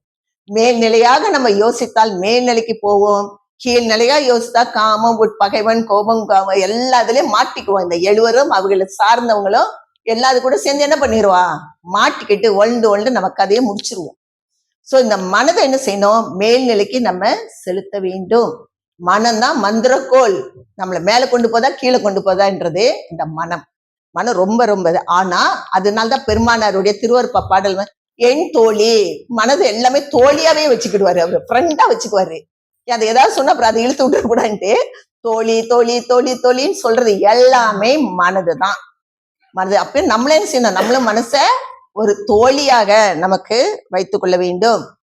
அப்போ இந்த முத்தியாகி இருக்கின்ற இந்த நிலையில இருந்து இது என்ன செய்யணும்? விடுதலை, பந்தம், இந்த பந்தத்துல இருந்து அது விடுபடணும். அதுதான் அறம்பொருள் வீடு பேரு. திருக்குறள் அதேதான் சொல்றாங்க. அப்படித்தானே? அறம்பொருள் இன்பம் வீடு பேரு. கரெக்டா? அவங்களும் இதுக்குதான் நீ போன்றாங்க, விட்டுட்டு இந்த நிலைக்கு தான் போகணும். அதுவே முத்தியாக அவங்க சொல்றாங்க. அதான் பிறவி பெருங்கடல் நீந்துவார் நீந்தாரார் இறைவனடி சேராதார், அரிதிலும் அரிது மானிடராய் பிறத்தல் அரிது. இந்த மனித பிறப்பை எடுத்த நம்ம மட்டுமே தான் மேல போக முடியும். அப்போ இந்த தத்துவங்கள் எல்லாவற்றையும் நம்ம நிக்கிரம் செஞ்ச பிறகு இந்த எல்லாமே எதுவுமே இல்லை. அந்த ஆன்மா தன்னைத்தான் பார்க்கின்றது. நான் யார்? ரமண மகரிஷி நான் யார் அப்படின்னு எழுதியிருக்காங்கன்றாங்க. அப்போ அது நான் யார், எல்லாமே நான் யார் நான் யார் நான் யாருன்னு தேடுனாங்க. நான் யாருன்னு நீங்க எப்படி தேடணும்னா உங்களுடைய தத்துவங்களை நிக்கிரகம் செய்யணும். இந்திரியங்கள், கரணங்கள் எல்லாவற்றையும் நீங்க நிக்கிரகம் பண்ணி அதை நேதி கலந்து அது நம்ம பற்றாம அதுல இருந்து இது விடுபடதான் நீங்க யார் என்பதை நாம் கண்டு கொள்ள முடியும். நான் யார் என்பதை இப்ப இந்த கருவி கரணங்களோட நல்லா பூட்டி வச்சிருக்கோம். கரெக்டா இல்லையா? 3க்கு போறவங்களுக்கு எல்லாத்தையும் பூட்டி வைக்கிற மாதிரி நம்மளை பூட்டி வச்சிருக்குது. அவங்கள அப்படித்தானே எல்லாமே போட்டு எடுத்து பூட்டி குண்டு குண்டா போட்டு என்னமோ செஞ்சுதான் அனுப்பி விடுறாங்க. அதே மாதிரி நம்மளை பூட்டி வச்சிருக்குது. அதனால அது எல்லாத்தையும் நீங்க கலைஞ்ச உடனே என்ன நடக்கும்னா உங்களை, நம்முடைய ஆன்மாவை நம்மளே பார்க்கின்ற ஒரு தன்மை நமக்கு கிடைக்கும். அதை நம்ம பார்க்கிறப்ப நம்ம என்ன செய்யறோம்? ஆஹா, அப்பதான் நமக்கு தெரியும், அப்பா எவ்வளோ பிரகாசம். அது எல்லாம் எப்படி பார்ப்பீங்க? ஒரு ஒளியாக தான் நம்ம பார்க்க முடியும். ஆன்மானா அப்படியே உட்கார்ந்துலாம் இருக்காது. சரியா? அந்த மாதிரி பார்த்தோன்னே அடுத்து என்ன செய்யுது? இதுக்குதான் இதெல்லாம் கலைஞ்சு போயிட்ட, அதுக்கு என்ன பண்ணேன்னு தெரியாது. திரும்பி பார்த்தா அருளை தரிசிக்கின்றது. இந்த ஆன்மா முதலில் தன்னைத்தான் காண்கின்றது, அடுத்து என்ன செய்யுது? அருளை தரிசிக்கின்றது. இந்த அருளை தரிசித்தோன்னே அது என்ன பண்ணுதுன்னா அவ்வளவு ஆச்சரியமா பாக்குது. என்ன இவ்வளவு நாள் கட்டுண்டுல கிடந்துச்சு, இதுக்குள்ளேயே திடீர்னு அவுத்துட்ட மாதிரி இருக்கு அதுக்கு. அப்படி பார்த்தோன்னே ரொம்ப ஆச்சரியமா பாக்குது. அப்போ அந்த யோகிகள் எல்லாம் இந்த மாதிரி ஒரு நிலையில இருந்து அவர்கள் இந்த நிலையை அடையும் போது அவங்க என்ன செய்யறாங்க? ரோட்டு வழியே கத்திட்டு போவாங்க. ஆடை இருக்கா இல்லைன்னு அவங்களுக்கு தெரியாது, என்ன நடக்குன்னு தெரியாது. ஆனா ஆச்சரியத்துல மிதந்துகிட்டு அவங்க இருக்கிறாங்க. அந்த அருளை அவங்க தரிசித்த உடனே அவங்களுக்கு என்ன பண்ணனே தெரியுது. ஆச்சரியமாக அவங்க பாக்குறாங்க. பெருமானார் ஒரு பதிகமே எழுதி வச்சிருக்கிறாரு, ஆச்சரியமா பாக்குறத. அப்ப இன்ப அதிர்ச்சியில அவங்க அந்த மாதிரி இருக்கிறாங்க. அந்த மாதிரி யோகிகள் யாராவது அந்த மாதிரி கத்திட்டுலாம் போனா, ஐயோ பைத்தியக்காரன் போறான்னு தப்பி தவறி நம்ம சொல்லிடக்கூடாது. ஞானிகளை தூஷணம் செய்தேனோ, ஒரு பாவத்துல ஒண்ணு என்னது, ஞானிகளை தூஷணம் செய்தேனோ. ஏன்னா அவங்க பைத்தியக்காரங்களா இல்ல இந்த நிலையில போறாங்கன்னு நம்மளுக்கு தெரியாது. இது தேவையில்லாத ஒரு வம்பு நம்மளுக்கு. சோ எக்காரணத்தை கொண்டு என்ன செஞ்சிடக்கூடாது, யாராவது சொந்தமா பேசிட்டு போனாலோ வச்சாலோ, உலக நடையில இருக்கிறவங்க, சமய நூட்களை கண்டு சமயத்துல இருக்கிறவங்களுக்கு அவர்களுடைய நடை அது நம்மளுக்கு என்ன செய்யாது, புரியுமா புரியாதா? புரியாது. நம்ம என்ன செய்வோம், ஆடையெல்லாம் உடுத்திருக்கணும், கரெக்டா இருக்கணும், ஒழுக்கத்தோட இருக்கணும் நம்ம பார்ப்போம். அவங்களுக்கு ஆகாயமே ஆடை. அவங்க ஆடை இருக்கான்னு கூட அவங்களுக்கு தெரியலையே, தெரிஞ்சிருந்தா உடுத்திருப்பாங்களே. சோ அந்த நிலையில அது அருளை தரிசிக்கிறப்ப தன்னைத்தான் அந்த மகிழ்ச்சியில அது என்ன ஆகுது, ஒரு நிலையில அது இருக்குது அந்த ஆன்மா. இப்ப என்ன பண்ணுது அந்த ஆன்மா, இப்ப அருளை தரிசித்தாச்சு. அடுத்து என்ன ஆகுது, அருளே நம்மடி அருளே நம்முடி அருளே நம் நடுவாம் என்று சிவமேன்னு சொன்ன மாதிரி ஆன்மா அருளாகவே மாற்றப்படுகின்றது. ஆன்மா அருளான தன்மைக்கு அது மாற்றப்படுகின்ற போது நம்மளுடைய மாயை போயிருச்சு, கண்மமும் போயிருச்சு. திருப்பி வேணா செய்வோமா, இதெல்லாம் கால் கையெல்லாம் இல்லையா, எல்லாத்தையும் தத்துவம் நிக்கிறோம் பண்ணிட்டு போயிட்டோமே, இந்திரன் கரணங்கள் எல்லாம் செஞ்சுட்டு போயிட்டோமே. அப்ப இது என்ன ஆகுதுன்னா, நம்மளுடைய கண்மம் மாயை அங்கே நீக்கப்பட்டுருச்சு. அதுவே அருளாக இந்த ஆன்மா அது மாறுகின்ற போது அந்த தன்மையில இருந்து இப்ப என்ன நடக்குது, அங்க இருக்கிறப்பதான் சிவம் என்று சொல்லப்படுகின்ற சிவசக்தியாக இருக்கின்ற அந்த பரம்பொருள் என்ன செய்யறாரு, அன்பே சிவன் சொல்ற மாதிரி அந்த சிவம் என்கின்றது என்ன பண்ணுதுன்னா, அது சுத்த சிவம். அவங்க சொல்ற மாதிரி என் குணத்தான் மலமற்றவன் அந்த மாதிரி இருக்கிற இந்த படிநிலையில தான் என்ன ஆகுது, அந்த சிவம் என்க படைத்தல் காத்தலத்தின் முதல் ஐந்தொழிலும் யான் செய்ய தந்தனே. இதுதான் இப்ப வரிசை அந்த ஐந்தொழிலும் போகுது. இப்ப இந்த இடத்துல போனோடனே அது என்ன ஆகுதுன்னா, அந்த சிவம் பரப்பொருளாக இருக்கின்றது என்ன பண்ணுது, இந்த ஆன்மாவை அது ஆட்கொள்ளுது. அது என்ன பண்ணுது, இந்த ஆன்மாவை அது ஆட்கொள்ளுது. அப்பதான் என்ன ஆகுதுன்னா, அதை பார்த்தீங்கன்னா வள்ளல் பெருமான் அவருடைய இதுல பார்த்தா கூட, நான் இருக்கும் குடிசையில் வலிந்து என்னை ஆட்கொண்டான். எந்த குடிசை, இந்த ஆன்மாவுடைய இதுலதான் அவரே போயிட்டு அந்த நம்மள ஆட்கொள்றப்பதான் என்ன நீங்குது, அந்த இடத்துல சுத்த சிவமாக இருக்கின்ற அருளாக இருக்கின்ற அந்த அன்பே சிவமாக இருக்கின்றது. நம்மை ஆட்கொள்றப்ப என்ன நடக்குது, ஆணவ மலம் நீக்கப்படுகின்றது. ஆணவ மலம் இயற்கை மலம். ஆணவ மலையாகுது இறைவனால் மட்டுமே நம்மிடம் இருந்து நீக்கிக் கொள்ள முடியும். அந்த ஆணவ மலம் நீங்கின உடனே என்ன ஆகுதுதா, முத்தி பேரு பெற்று விட்டோம் என்று அந்த திருவடியிலே அந்த ஆன்மாக்கள் எல்லா பிறப்பும் எடுத்து வந்த அத்தனை அருளாளர்களும் யோகிகள் சித்தர்கள் முத்தர்கள் எல்லாம் ஒளி தேகம் பெற்று அந்த இடத்துல முத்தி நிலையில அங்கே இருந்துட்டாங்க. அதே விழுங்கிருமா, அந்த அருளே விழுங்கிருமா நம்மள. சோ அந்த இடத்துல அங்க நிக்கிறாங்க. இது துரியாதீத நிலையாக இருக்கின்ற சுத்த சிவமாக இருக்கின்ற அந்த நிலையில முழுங்கப்பட்டது. அதுக்கப்புறம் தான் 805 ஞான ஐந்தொழில் நான் செய்திட வேண்டும். வள்ளல் பெருமான் என்ன செய்யறாங்க, சுத்த சிவமாக இருக்கின்ற அந்த ஞான நிலையிலிருந்து அடுத்து இந்த ஆன்மாவை கடத்தேற்ற வேண்டுமானால் எப்படி போகுது, சமரச. அந்த இடத்துல என்ன வருது, சமரச சுத்த சிவம். அதான் சமரச சுத்த சிவம் என்கின்றது. சன்மார்க்கம் என்கின்றதும் எதுல்லாமே முத்தி என்பது 300 சாதனம், சித்தி என்பதை நிலை சேர்ந்த அனுபவம் சொல்லி ஒவ்வொரு ஆன்மாக்களும் அந்த நிலையை பெற்று அதுக்கு மேல் நிலையாக இருக்கின்ற சிற்சபை பொற்சபை ஞான சபைக்குள் நம்ம பயணிக்க வேண்டும். அப்ப ஞான சபைக்குள் நம்ம போகணும்னா கருணை தம்பம் நமக்கு வேண்டும். நடுவுல ஒரு கருணை தம்பம் இருக்குது. அந்த கருணை தம்பம் வேண்டும். நடுவுல ஒரு கருணை தம்பம் இருக்குது. அந்த கருணை தம்பத்தை நம்ம என்ன செய்ய வேண்டும், சம்பாதிக்க வேண்டும். அருள் வேண்டும். அருள் என்கிற மோட்ச வீட்டின் திறவுகோலை கொண்டுட்டு எங்க போக முடியும், ஞான வீடாக இருக்கின்ற அந்த வீட்டை உங்களால என்ன செய்ய முடியும், திறக்க முடியும். அருளை நீங்கள் தேடவில்லை என்றால், ஏன்னா முந்தி உள்ளவங்க எல்லாமே கிரியா யோகா அது இதுன்னு செஞ்சு அவங்க அதோட முத்தி முத்தி முத்தி முத்தின்னு நின்றுட்டாங்க. வள்ளல் பெருமான் என்ன சொல்றாங்க, நீ அந்த நிலையில இருந்தா கூட பிரம்மா விஷ்ணு எல்லாருக்கும் ஆயுஸ் கொடுத்துருக்கேன், ஒரு காலகட்டத்துல எல்லாரும் பிறப்பெடுத்து நீ வரப்போறா, நீயும் உன்னுடையது அப்படியே விட்டனா நீனும் திரும்ப வர வேண்டி இருக்கும். அதனால நீ என்ன ஆகுது, நீ முழுமையாக இருக்கின்ற அருட்பெரும் ஜோதி ஆண்டவராக இருக்கின்ற அந்த நிலை அவருடைய அந்த பிரகாசம் தான் அந்த இரு திருவடிகளாக இந்த 9வது நிலையில இருந்து அத்தனை படிக்கிறவர்கள் எல்லாமே உலகில் இருக்கின்ற அத்தனையும் அருட்பெருஞ்சோதி ஆண்டவருடைய பொற்பாதமாக இருக்கின்ற அந்த திருவடி தான் எல்லா செயலையும் நடத்திக்கிட்டு இருக்கு. சிவம் சக்தியாக உருவகப்படுத்தி எல்லாமே நடக்கின்றது. அதனால்தான் அடிமுடி அவங்களால தேட முடியல. அடிய தேட முடிய எங்க போய் தேடுறது, கர்ணை இருக்கணும், கர்ண தம்பத்துக்குள்ள போகணும், அதுக்கு மேலதான் என்ன செய்ய முடியும், பயணிச்சு நாம் மேலே ஏற முடியும்.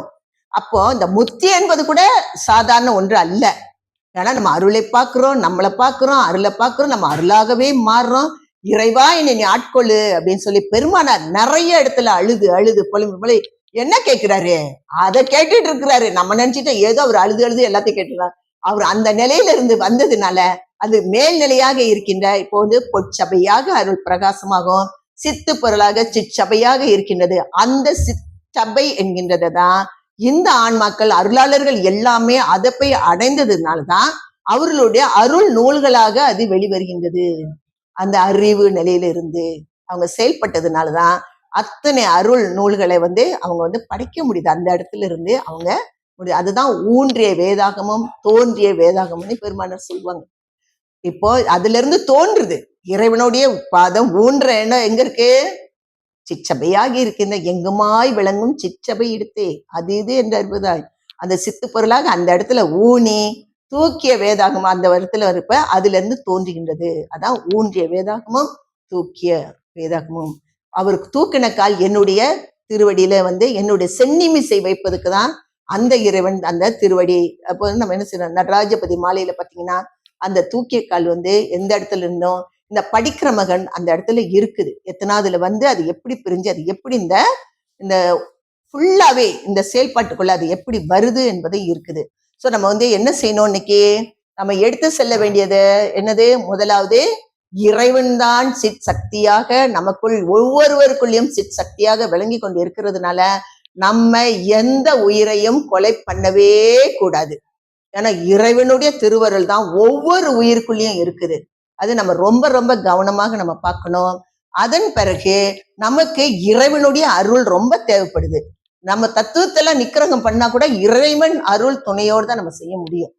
அவர் அருள் துணையனா சும்மா இரு, உன் ஃப்ரெண்டு சொல்லுவான் அது கடக்க பிறகு படிச்சுக்கோ, கொஞ்ச நேரம் தானே வந்துட்டு வா, கொஞ்ச நேரம் என் கூட என்ஜாய் பண்ணு, நீ என்ன என்ஜாயே பண்ண மாட்டேன்ற, நீ ஏன் பேசாம இருக்கிற, கொஞ்சம் வரக்கூடாதா வெளியே, ஜாலியா போயிட்டு வரலாமே, ஜாலியா உலகத்தெல்லாம் பார்த்துட்டு. அப்ப நம்ம இந்த ஆன்மா என்ன சொன்னோம், இறைவனுடைய அருள் துணை கொண்டு வேண்டாம், ஏன் வேஸ்ட் பண்ணுவானே, ஏன் 1 மணி நேரம் 2 மணி நேரம் சும்மா தேவையில்லாம போயிட்டு அலைஞ்சிட்டு வருவானே, அதுக்கு பதில் 1 மணி நேரம் இருந்தா எதையாவது படிக்கலாமே அப்படின்னு நம்ம ஒவ்வொருவரும் என்ன செய்யணும், கொஞ்சம் கொஞ்சமா கொஞ்சம் உடனே அப்படியே தூக்கி போட்டுலாம் வர முடியாது. இந்த ஆன்மாவை கொஞ்சம் கொஞ்சமா நம்ம அந்த பக்குவ நிலைக்கு நம்ம கொண்டுட்டு வரணும். அப்போ நம்ம என்ன செய்ய முடியாது, எந்த கொலையும் நம்ம பண்ண முடியாது. நம்மளுக்கு அருள் தேவைப்படுது. அருள் தேவைப்படுறதுனால நம்ம ஜீவகான்ய ஒழுக்கத்துல இருக்கணும். ஒவ்வொருவரும் இந்த ஜீவகான்யத்துல இருந்தாதான் அருள் தான் மோட்ச வீட்டின் திறவுகோலாக இருக்குது. அப்ப நம்ம அந்த அருளை சம்பாதிக்காட்டு நீ கோயில் கோயிலாலும் போனாலும் சரி, நதி நதியாக போய் நீ மூழ்கி வெளியே வந்தாலும் சரி, நீ மோட்ச வீட்டின் திறவுகோலி நீ நம்ம சொல்ல கிடையாது, எல்லாமே இந்த இதுக்குள்ள அவர் அப்படிதான் சொல்றாரு. இருந்தாலும் சரி, நீ மோட்ச வீடாகி அந்த திருவுக்கொலை நீ இந்த பிறப்புல நீ சம்பாதிக்கவில்லை என்றால் மோட்ச வீட்டை முன்னும் பெண்ணும் போய் தட்டிட்டு நீ வரணும். சும்மாலாம் தட்டிட்டுல முன்னும் பெண்ணும் தட்டணும்னு போடுறாரு. சோ தட்டிட்டு நம்ம பாட்டுக்கு திருப்பி கீழே இறங்கி திரும்பி சம்பாதிக்க வரணும். கீழே வர்றது பெருசு இல்ல, என்ன பிறப்ப கொடுப்பாருன்னு தெரியாதே. இப்போ மனுஷ பிறப்ப கொடுத்துட்டாரு, அடுத்த பிறப்பு நம்மளுக்கு தெரியாது என்ன பிறப்புன்னு. சோ இந்த டைம் இப்போ உள்ள பிறப்ப விட்டுட்டோம்னா அடுத்த பிறப்பு நம்மளுக்கு எப்படி இருக்குன்னு தெரியாது. சன்மார்க்கம் இருக்குமா, யாராவது சொல்லி கொடுப்பாளா, இல்ல கோயில ஆடு வெட்ட கூட்டிட்டு போயிருவாளா, இல்ல கோயில போய் சாமி ஆடை கொண்டு போயிருவாளா, என்ன பண்ணுவான்னு தெரியாதே. அப்ப இந்த பிறப்ப என்ன செய்யக்கூடாது, விட்டு விடக்கூடாது. இப்ப நீங்க சன்மார்க்கத்துல இங்க வந்து இங்க கேட்டுக்கொண்டு இருக்கிறவங்க எல்லாருமே புண்ணியம் செய்தவங்க தான். புண்ணியம் செய்திருந்தால் மட்டுமே இங்க வந்து அமர்ந்து என்ன செய்ய முடியும்? கேட்க முடியும். ஏன்னா இது உங்களுடைய ஆன்மாவை முழுமையாக அது கடைத்தேற்றி கொண்டு போகின்ற ஒன்று. நீங்க இந்த பயணத்தில் இருக்கிறப்ப உங்களுக்கு வேண்டிய அருள் செல்வமும் கிடைக்கும், பொருள் செல்வமும் கிடைக்கும், எல்லா செல்வங்களும் தானாக உங்களுக்கு வந்து கிடைக்கும். ஏனென்றால் அருளுடைய செயல்பாடு தான் எல்லாவற்றுக்கும் இருக்குது. அப்போ நீங்க வந்து புண்ணியம் செய்திருந்தால்தான் என்ன செய்ய முடியும்? இவ்வளத்தையும் இன்னைக்கு உள்ளதை உங்களால கேட்க முடியும். அப்போ ஒவ்வொருடைய ஆன்மாக்குள்ளேயும் நான் ஏதோ ஒரு புண்ணியம், நான் தான் சொல்றேன், ஏதோ ஒரு புண்ணியம் செஞ்சதுனால இதை தூக்கி படிக்க முடியுது, இதை தூக்கி பேச முடியுது. இல்லைன்னா முடியுமா? இதெல்லாம் நம்ம உள்வாங்குறப்ப நம்மளுக்கு புரியுமா? புரியாது. ஏதோ ஒரு நம்ம சிந்தனையில ஏதாவது நம்ம சிந்திச்சுக்கிட்டு ஊரெல்லாம் சுத்திட்டு வந்துட்டு புக்கை எடுத்தா வருமா? வராது. 24 மணி நேரம் 7 நேரமும் அதே சிந்தனையில இருந்துகிட்டு அது ஒண்ணுதான் முழுமைன்னு நம்மளுக்கு தெரிஞ்சிருச்சு, அதோடே நம்ம பயணிப்போன்னு இருக்க போய் தான் நம்மளுக்கு கிடைக்குது. அதனால ஜீவகாருண்ய ஒழுக்கத்துல எல்லாருமே இருக்கணும். அந்த ஜீவகாருண்யத்துல இருந்தாதான் அதுதான் புண்ணியம். பாவம் என்ன புண்ணியம் எல்லாம் கேட்டா, ஜீவகாருண்ய புண்ணியமோ பாவம் என்பது ஜீவகாருண்யம் இல்லாததுதான் பாவம் என்பதும். ஜீவகாருண்ய ஒழுக்கத்துல இருக்கிறப்ப இறைவனுடைய பரிபூர்ணமான அந்த அருளை நம்ம பெற்றுக்கொள்றோம். இறைவன் வந்து பெருந்தயவாக இருக்கின்றாங்க. நம்முடைய ஆன்மா ஒவ்வொன்றும் சிறு தயவுடைய ஆன்மாவை தான் இருக்கின்றது, சக்தியாக அது இருக்கின்றது. அந்த ஆன்மாவை இந்த பிறப்பெடுத்த நாம் ஒவ்வொருவரும் நம்ம சன்மார்க்கத்தை சார்ந்து ஒவ்வொருவருடைய ஆன்மாக்களையும் நம்ம என்ன செய்ய வேண்டும்? கடைத்தேற்றி விட வேண்டும். அதுதான் ரொம்ப ரொம்ப முக்கியமானது. ஏமாந்து நம்ம என்ன செய்யக்கூடாது? விட்டு விட கூடாது. அதனாலதான் இந்த ஆன்மாவுக்கு என்ன இருக்குது? பந்தம் அப்படின்னு ஒண்ணு இருக்கு. ஆணவம் கண்மம் மாயை. அதை நீக்கினாதான் நம்ம அடுத்த நிலைக்கு போக முடியும். ஆணவம் கண்மம் மாயை நீங்க நீக்கிட்டீங்கன்னா என்ன கிடைக்குது? மேல் நிலையாக இருக்கின்ற அந்த நிலைக்கு போகலாம். சரி, இந்த ஆணவம் கண்மம் மாயை நீக்கலன்னா என்ன ஆகும்? இந்த ஆன்மா என்ன ஆகும்? மொடமாகும், முட்டாளாயிரும். கரெக்டா இல்லையா? இந்த ஆன்மா என்ன ஆகும்? மொடமாயி போயிரும். ஒரு அறிவை நீங்க கொடுக்கலன்னு வைங்க, அது என்ன ஆகும்? ஒரு முயற்சி நம்ம செய்யல, ஒண்ணுமே செய்யலன்னா அந்த ஆன்மா என்ன ஆகுது? மொடமாகி விடும். இதுதான் உங்களுக்கு அறிவு விளக்கத்துக்கு தான் நம்ம எல்லாருமே உட்கார்ந்துருக்கோம். என்னோட சேர்த்துதான் எல்லாரும் விளக்கிறதுக்கு தான் இருக்கிறோம். நம்ம இந்த அறிவு விளங்கணும். அந்த அறிவுக்கு தக்கவாறு தான் நமக்கு அடுத்த பிறப்பு. நான் சொன்னேனா இல்லையா? நம்மளுடைய அந்த அறிவுக்கு தக்கவாறு நம்மளுடைய பிறப்பு. ஜீவகாருண்யம் செஞ்சா அறிவும் அன்பும் பெருகுது. அதை விட பெருமானார் நம்மளுக்கு 2 விஷயம் கொடுத்திருக்கிறாங்க. பரோபகாரம், சட் விசாரம். அந்த சட்விசாரம் கேட்க கேட்க கேட்கதான் நமக்கு என்ன ஆகும்? அறிவு விளங்க ஆரம்பிக்கும். அதனால நம்ம எல்லோரும் என்ன செய்வோம்? தொடர்ந்து பயணிச்சு ஏதாவது ஒன்று நமக்கு இன்னைக்கு கிடைக்காதா? நம்ம வந்து திறக்கிறப்பெல்லாம் அப்படிதான் நினைப்பேன், இறைவா இத்தனை கேள்வி இருக்கு, இதுக்கு எதுக்காவது ஒண்ணுக்கு நம்மளுக்கு பதில் கிடைச்சிடாரா? எதுல இருந்தாவது ஒரு பதில் கிடைக்காதா அப்படின்னு பார்த்தா அத்தனை பதில்கள்லாம் அத்தனை இருக்குது.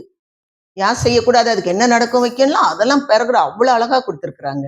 அப்போ நம்ம எத்தனையோ தடவை நம்ம படிச்சிருப்போம், ஆனா எப்பயாவது ஒரு கதை அது உள் வாங்குவோம். நம்ம படிச்சிருப்போம், கடக்கடான்னு எல்லாமே படிச்சிருப்போம். ஆனா எப்ப எது தேவையோ அப்ப இறைவன் நமக்கு அதை தூக்கி கொடுப்பாரு. நம்ம உள் வாங்குறது அப்பதான். அப்பா நாள் வேண்டியது கேட்டல எல்லாம் சொல்றாங்க, ஐந்தொழில்ன்றாங்க. அதுக்குள்ள ஞான ஐந்தொழில்னு ஒண்ணு இருக்குன்னு சொல்லிட்டு இறைவன் அப்பதான் எடுத்து கொடுக்குறாரு. எத்தனையோ அதை கிராஸ் பண்ணிருப்போம், படிச்சிருப்போம், ஆனா உள் வாங்கியிருக்க மாட்டோம். ஆனா இறைவன் என்ன செய்யறாருன்னா அந்தந்த காலகட்டத்தில் நமக்கு என்ன தேவையோ அதை அவங்க எடுத்து கொடுப்பாங்க. இன்னைக்கு இது வந்து நம்ம ப்ரிப்பேர் பண்ணிட்டு வந்தாலும் கூட நம்ம எழுதி வச்சுலாம் கொண்டுட்டு வரல.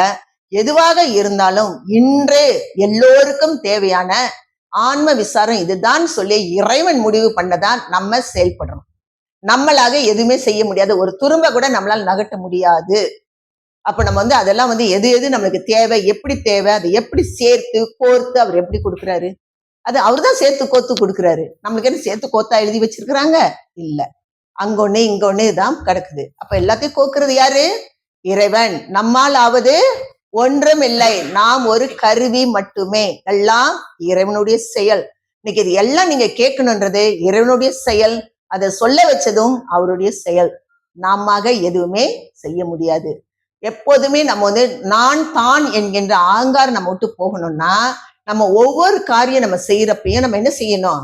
இறைவனுடைய திருவருளால் இது நடக்குது, இது எல்லாமே இறைவனுடைய செயல், இது எல்லாமே இறைவனுடைய செயல்னு நம்ம சொல்லி சொல்லி நம்ம பழக பழக பழக நான் செஞ்சேன், தான் செஞ்சேன், நான் ரொம்ப பெருசு, கிரேட் என்ற அந்த வார்த்தை நம்மை விட்டு கொஞ்சம் கொஞ்சமாக என்ன ஆயிரும்?